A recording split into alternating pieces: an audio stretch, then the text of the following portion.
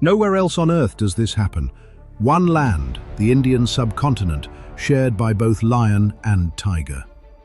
In the deep jungles, the Bengal tiger moves alone, silent, unseen, a master of solitude. Across the dry forests of Gujarat, the Asiatic lion walks with family beside him, his strength rooted in unity. Two apex predators, two ways of power. This is the story of the Bengal tiger and the Asiatic lion, the great cats of India. The Bengal tiger steps from the forest like a piece of the night given shape. Its body is long and heavy, often up to 3 meters from nose to tail, and in large males, more than 220 kilograms of dense muscle. The stripes are not decoration, they are a weapon of disappearance, breaking up its outline in the dappled light of the jungle. Every part of this animal is built for the ambush. Huge forelimbs, thick with muscle, drive it forward in short bursts of explosive speed. Broad paws spread its weight over the forest floor, softening each step until leaf litter barely stirs. Behind the jaws sit powerful neck muscles and a crushing bite, able to grip the throat of a deer, a wild boar, even a young buffalo, and end the struggle in moments. The tiger's eyes are forward-facing, tuned to movement in low light. Its ears swivel to catch the snap of a twig, the shift of a hoof. Whiskers brush the air, measuring the space between branches as it slips through the undergrowth.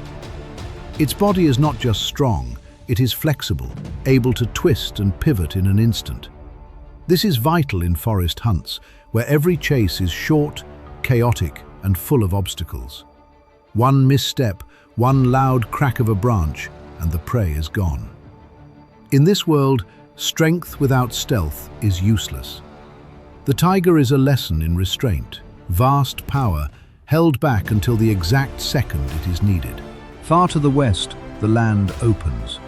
Acacia trees cast thin shadows and dry grasses ripple like a pale sea. Here walks a different ruler, the Asiatic lion. Compared to the tiger, he is slightly smaller and more compact, usually around 160 to 190 kilograms in adult males.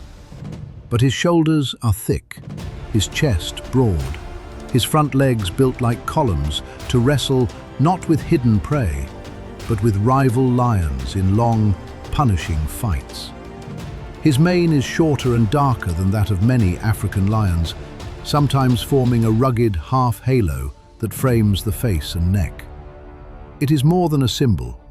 In battles for territory and for access to females, this fur can soften the impact of teeth and claws around the throat and head.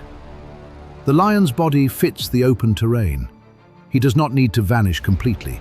He needs to run hard, hold firm, and face danger head-on. While he can stalk, the final act often happens in the clear. A burst of speed, a charge, a clash. His voice carries his power far beyond his sight. A roar can travel for kilometers through the night air, announcing his presence, warning rivals, and holding his scattered pride together. Where the tiger speaks only with its footsteps, the lion writes his claim across the sky. Here, strength is not just in a single, perfect strike. It is in endurance, in the ability to stay standing when others fall. The tiger's most defining choice is this: it walks alone. A single male may control a territory that overlaps with several females, but rarely tolerates other adult males. He hunts alone, eats alone, and rests alone, except when briefly with a mate or when a mother nurses her cubs. This solitude brings both risk and reward. Every hunt is his responsibility. If he is injured, there is no pride to support him, no shared kill to fall back on. He must be strong enough, skilled enough, and clever enough to survive every day without help. But it also gives him freedom. He moves like a ghost through forests, wetlands, and even mangroves along the coast. He can slip into new areas, adjust his diet to deer, boar, monkeys, or even fish and crabs when he must. He is one animal, but many strategies. The Asiatic lion, in contrast, has chosen the path of the group. He lives within a pride. Related females, their cubs, and one or more males, often brothers or cousins working together. Females do much of the hunting, spreading out and coordinating their movements to surround prey on the open ground. The males, while also hunting at times, focus on defense, of cubs, of territory, of the group's hard-won access to food and water. For a lion, a fight is rarely just lion versus prey. It is pride versus landscape, pride versus drought, pride versus rival coalition. Sharing brings competition at the carcass, sharp teeth bared over meat. But it also brings safety. Cubs grow under many watchful eyes. An injured lion may still feed if the pride succeeds. In one life, the question is, am I strong enough? In the other, it becomes, are we strong enough? People often ask, if a Bengal tiger met an Asiatic lion, who would win? On paper, the tiger often looks stronger, heavier on average, more powerful forelimbs for grappling prey alone, a body tuned to explosive ambush.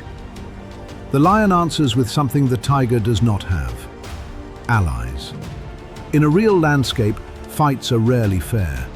Coalitions of males or an entire pride tilt the balance in their favor. But nature avoids such clashes between these two cats. Their habitats barely overlap. Their worlds are separated by distance, by terrain, by chance. The duel between them is not a fight of claws and teeth, but a contrast in philosophy. One says, survive by vanishing, by relying on yourself.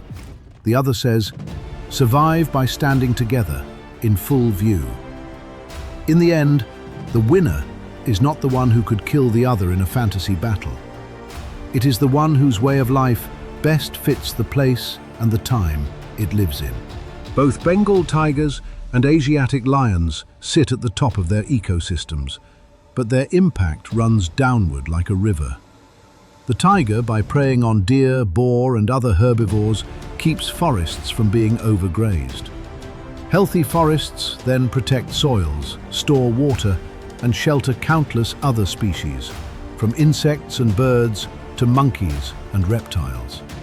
In some regions, protecting tigers has also protected entire landscapes of rivers and trees that people depend on. The lion plays a similar role in the open habitats of Gir and nearby lands. By controlling populations of large herbivores, it prevents grasses and shrubs from being stripped bare. Its kills feed not only the pride, but also jackals, vultures, and many scavengers that clean the land of carcasses. When these big cats vanish, the system shifts. Prey numbers may explode, plants decline, water sources degrade. The absence of a top predator is like a missing note in a song. The structure starts to fall apart. Their power, then, is not just about fear or dominance, it is about balance. They are both hunters and guardians, shaping the world without ever meaning to. As night falls over the forests and plains, the tiger curls alone in the dark, and the lion settles among his pride. Two lives, two strategies, two answers to the same harsh question. How do you survive, year after year, in a world that does not forgive weakness? The Bengal tiger teaches that there is strength in self-reliance, in silence, in moving unseen. The Asiatic lion teaches that there is strength in trust, in shared danger, in a voice that calls others to your side.